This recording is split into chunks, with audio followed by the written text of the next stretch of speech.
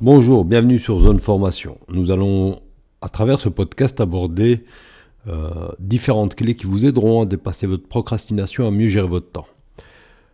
Je suis Ayashi Saladin, coach, formateur, manager, maîtrise en gestion des ressources humaines et aussi maître praticien en PNL, et j'aurai l'honneur de vous accompagner dans ce podcast où je vous délivrerai des clés pour d'abord dans un premier temps mieux comprendre à quoi est liée la procrastination et quelques clés qui peuvent vous aider justement à dépasser la procrastination. D'abord, on commencera par une définition rapide de qu'est-ce que la procrastination. La procrastination, c'est cette faculté qu'ont certaines personnes de commencer quelque chose, d'identifier certains objectifs à atteindre, mais qui ne sont pas atteints. Pourquoi ? Parce qu'on va tout faire, sauf ce qui était prévu de faire. Ou bien on va commencer de le faire, mais on ne va pas le terminer. Et ce qui, en tout cas moi, je peux relever à travers mon expérience, c'est que la procrastination n'est pas forcément quelque chose d'irréversible. C'est-à-dire que ça se travaille. Il y a des techniques qui peuvent vous aider justement à dépasser la procrastination. Et nous le verrons à travers ce podcast, que la procrastination n'est pas un état de fait qu'on ne peut plus changer, mais c'est quelque chose qu'on peut travailler par l'apport de certaines techniques.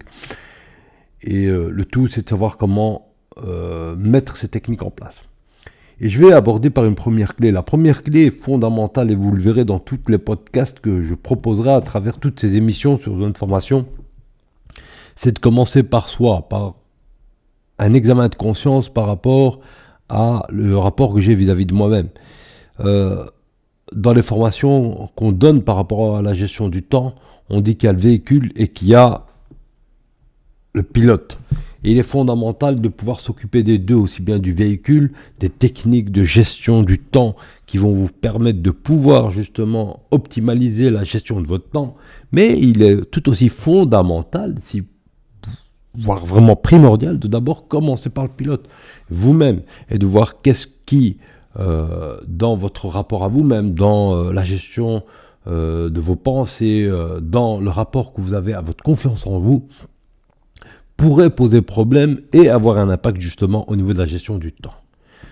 Car il est sûr que si je vous donne tous les meilleurs outils, mais que le rapport que vous avez à vous-même n'est pas un rapport des plus sains et des plus, où vous n'avez pas une estime convenable de vous-même, ça peut justement porter préjudice.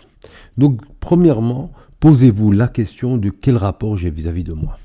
Est-ce que c'est un rapport de bienveillance ? Est-ce que c'est un rapport dur ? Est-ce que c'est un rapport où irréaliste, idéaliste, un rapport où on met tellement les choses hautes qu'à un moment donné on se fatigue car ce qui est mis sur papier est tellement irréaliste et idéalisé que forcément ça ne va pas être atteint, en tout cas dans la durée qu'on s'était fixée pour l'atteindre, et ça va poser encore davantage plus de problèmes. Pourquoi ? Parce que ça va creuser, ou bien ça va nourrir plutôt donc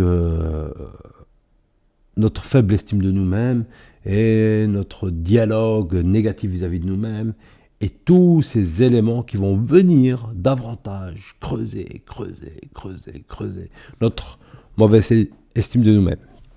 Donc premièrement, quel est le rapport que j'entretiens avec moi-même ? Et ce rapport, il est fondamental, il doit être travaillé. Ce rapport, il est lié à votre histoire. Aujourd'hui, il y a plein de gens qui proposent plein de formules pour changer les choses. Mais ce qui est fondamental, c'est de se dire et de se rappeler que certaines habitudes qui sont présentes chez vous, elles sont construites avec le temps, avec la répétition. Et donc, c'est pas aussi facile qu'on veut nous le faire croire de l'enlever. En prendre conscience, ça va vous aider justement à mieux faire face à certaines difficultés et donc prendre le temps nécessaire. Ça, c'est la deuxième clé pour changer certaines choses. On ne peut pas se dire, tiens, je vais arriver, voilà, j'ai une idée, j'ai le souci de vaincre la procrastination, de mieux gérer mon temps, et j'y arrive pas. Et donc, au premier écueil, à la première difficulté, j'abandonne. C'est pas comme ça. Il faut bien comprendre qu'il y aura des difficultés, et je le dis assez, en tout cas à travers tout ce que je peux proposer comme citation ou autre, que les difficultés, elles ont une valeur initiatique. Elles sont là pour vous apprendre des choses, que les erreurs sont normales.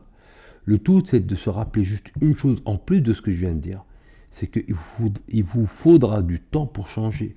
Donc acceptez que la répétition sera nécessaire en vue d'avoir un nouveau moi, une nouvelle conscience, un nouveau niveau de conscience des choses. Et ça se travaille progressivement. Cette répétition, elle est importante.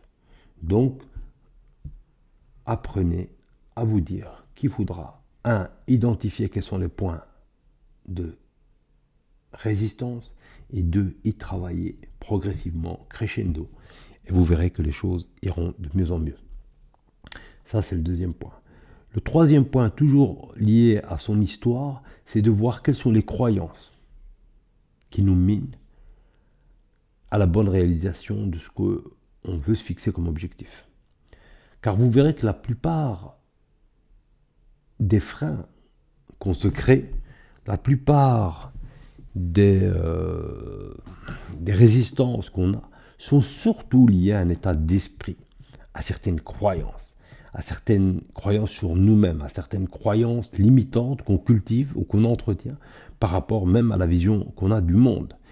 Et ces croyances, c'est dans la ligne et dans la continuité de ce que j'ai dit tout à l'heure, des 2 points précédents, doivent être pouvoir identifier. Changer les croyances limitantes par des croyances aidantes. Donnez-vous la permission de penser que tout est possible. À partir du moment où vous estimez que les choses ne sont pas possibles, elles ne le seront pas, et vous mettrez le frein à main à la réalisation de vos objectifs. Lâchez le frein à main. Lâcher le frein à main passe inévitablement, immanquablement, par l'identification de toutes ces croyances fausses que vous avez sur vous-même. L'un des postulats majeurs, fondamentaux, absolus, c'est que vous avez beaucoup plus de potentiel que vous l'imaginez. Que seules les croyances nous limitent. Que seul ce que les gens ont pu dire de nous, ou de ce que la société a pu dire de nous limite. Et il faut en avoir la conviction absolue. Donnons-nous la permission d'oser les choses, de passer à l'action. Et entendons-nous bien, avoir la croyance en nos ressources ne veut pas dire qu'on est parfait. On sait qu'on a les ressources. On travaille par la répétition. On apprendra par l'erreur. Et on grandira avec le temps. Voilà ce que j'ai à vous dire. Ça se travaille, c'est progressif, mais surtout, il faut y croire. Je dirais que ça, c'est les 3 éléments essentiels au niveau de l'interne. Peut-être avec un dernier. Un dernier qui est quand même très important et qui, à mon sens, est souvent sous-estimé. Et pourtant qui a un impact immense. C'est l'activité cérébrale dans laquelle on est. Aujourd'hui, le flux des pensées est important. Elle est en lien aussi avec le flux d'informations qui est important. C'est corrélé. Donc c'est-à-dire qu'on aura autant de pensées qu'on est bombardé d'informations. Et qu'on le veuille ou pas, toutes les informations qu'on vit au jour le jour, aussi bien par l'entremise des réseaux sociaux que par les médias de tout ordre, a un impact au niveau de la manière dont on réfléchit, ou la manière dont on pense, et surtout, ça fatigue l'esprit. Ça fatigue l'esprit puisque ça met l'esprit dans une sorte de fonctionnement continu. On est en mode bêta, en mode réflexion. Et le cerveau est très peu laissé tranquille. Donc il est important de pouvoir se dire que si on veut de l'efficacité dans son travail, si on veut être un bon gestionnaire du temps, il faut pouvoir prendre du recul, il faut pouvoir prendre de l'altitude. Et pour ça, une des clés souvent qui fait défaut, c'est de profiter du moment présent, ça c'est clair, mais aussi de pouvoir faire des pratiques méditatives qui peuvent vous aider à vous déconnecter de ce flux de travail, ce flux de production, ce flux de pensée qui ne peut être que toxique à terme. Aujourd'hui, prendre le temps de faire ces exercices méditatifs, c'est en gagner par la suite. C'est pouvoir, d'une certaine manière, faire le nettoyage dans votre cerveau. Le pouvoir laisser partir toutes ces pensées parasites qui vous asphyxient au jour le jour. C'est beaucoup plus important que vous l'imaginez. Travaillez cet aspect à répétition. Okay. Maintenant, pour revenir sur des aspects beaucoup plus techniques au niveau de la gestion, la procrastination, donc comment vaincre la procrastination et par là même donc mieux gérer son temps. Il y a plusieurs notions qu'il faut savoir, ou en tout cas que je voudrais vous communiquer. C'est premièrement, avons-nous une idée claire de là où on veut aller? Quel est notre objectif de vie? Quelles sont les valeurs associées à ces objectifs de vie? Si vous rentrez si vous demandez le service d'un taximan, et que quand vous rentrez dans le taxi, il vous dit oui, quelle est votre destination? Et vous dites je ne sais pas, c'est clair que le taximan ne va pas vous aider. Ok? Donc savoir vers là où on veut aller est fondamental, c'est la boussole, c'est la direction. Et la direction va vous aider énormément à gagner du temps. L'une des erreurs les plus communes, c'est de dire ouais, j'ai plein de choses à faire, mais sans direction clairement identifiée de là où on veut aller. Et qu'est-ce qu'on fait? On tourne et on perd énormément de temps. Donc pouvoir identifier un objectif de vie, des objectifs de vie forts, puissants, c'est de se dire qu'est-ce que tu veux que les gens se rappellent de toi quand tu as 80 ans? De quoi tu as envie d'être fier? Est-ce que tu vas être fier de tes réalisations, entrepreneuriales, ou bien de l'éducation de tes enfants, ou bien de tes actes philanthropiques dans le monde, ou bien, que sais-je, tes productions artistiques, tes productions littéraires? C'est toutes ces questions-là, en fait, qu'il faut se poser. C'est quoi? Tu as envie que les gens retiennent quoi de toi? Tu as envie d'avoir qui autour de toi à cet âge-là? Ça, c'est le pourquoi important. Pourquoi? Parce qu'on verra, par exemple, que certaines personnes peuvent courir derrière l'acquisition du bien matériel en délaissant justement la famille. Et puis, à 80 ans, ils ont plutôt envie d'avoir leurs enfants qui se rappellent d'eux. Mais pour que leurs enfants se rappellent d'eux, il faut leur donner du temps. Et ce temps-là, ce n'est pas forcément des heures et des heures. En tout cas, moi, je suis partisan, pour ce qui me concerne, de donner en qualité plutôt qu'en quantité, parce qu'on peut être présent à côté d'eux sans pour autant être présent avec eux. Et le plus important, c'est d'être présent avec eux. Ok?